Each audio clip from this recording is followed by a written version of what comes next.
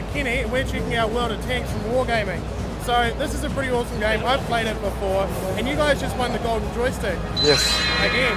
Yes, this is the second time in a row.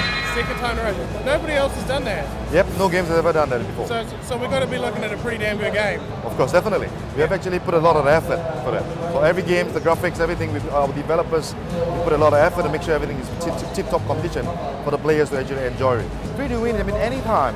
Anybody just go to worldtanks.asia.com. You download it, it's absolutely free. You don't have to pay a single cent. So basically you just download and you're on. Yeah. Yep, and you'll be playing with people across the entire region, from even Korea, Japan, everyone.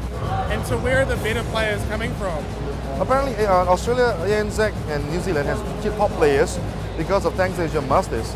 We have actually some really top players like Avantgarde, which is the captain of Avantgarde, which is leading the ANZ team.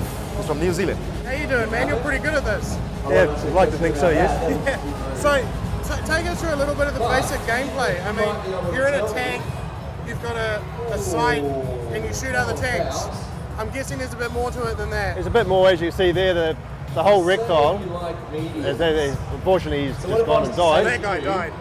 And so it's pretty simple. You've got the vehicle here, that's your health bar. Yeah, that's your health bar, crew status, your mini-map, which will, enemy tanks when they're spotted, they'll pop up, so you know if they stay spotted, they'll stay lit. If they lose their spot, you've got 10 seconds before it goes away. It's quite a simple game to be able to play. I mean, this is all really easy. It's basic controls. The basic principles are very, very simple. But it's hard to be good at. He hates that tank. As I say, it would be hard to master because you've got to know the nuances of every tank you're going to face. Like, you can't run up with a smaller tank and expect to start shooting that particular tank and get him to kill him. You have to maneuver to the right spots. You have to know where to shoot him, otherwise he's going to turn around, bang, you're gone, being a So the smaller tank. detail is that specific that you can hit certain parts of the vehicle? They have weak spots, yes. Oh wow. That's the best way to do it. Have a dabble in everything. If you want to focus on the big heavy tanks, focus on it, but don't neglect the other ones, because the best way to learn to defeat something is to play it. So I mean, the game looks fantastic. I mean, like we can see it on the screen behind us. It's a very nice game to look at. Yep. What are some of the other updates? Because this is a constantly evolving game, isn't it? Yes, correct. Right now, we have actually been developing the Japan line, which is actually the next upcoming patch, which is actually end of this month. Yeah. So the Japan tree will start to have their initial tanks coming in. Subsequently, we will have the entire tree lines. And Wargaming is constantly developing the game. As the game itself is historically accurate, we're trying to put in more countries that is involved in the game so that we can have more options for people to play with. And there's a huge range of vehicles as well, isn't there? Yes, there's over about 350, more than that. It's more than 350. And then you've got all your combinations too. Yes, Yeah. because we have 5 combinations: the light, the medium, the heavy, the SPG meaning the artilleries, and also the tank destroyers, which is actually their meme machines. Yeah. And so basically the game itself has a lot of physics involved. So it's realistically accurate because when tanks hit on each other, you actually collide, have collision and explosions.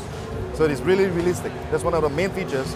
As you can see from the graphics, you see really good graphics that we put up because we want people to actually experience the realism of the whole game.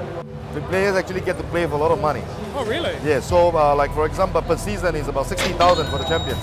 Total wow. prize pool is about 100,000 USD. Just for winning a video game? Yeah, if you win.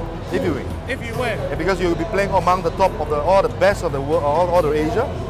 All the top seeds of Asia. Every country will have their top seeds. They will come down and compete. Eventually, they can even go to the global platforms and play against the international, like the Russians. That's where Right. What kind of hardware are we looking at to run a game like this? Basically, the requirement is not extensive because if let's say depends because if the computer cannot handle it, you can play at a lower resolution. So it's not so bad. It will not affect your gameplay.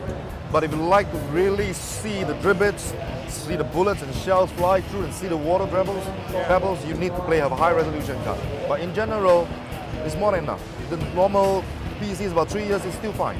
Okay. Yeah. But if you really want that full experience, Then you need to have a better graphic card, and that's it. Because that's the most important. Playtech and spend some money. Yes. It's free to play. The game's free.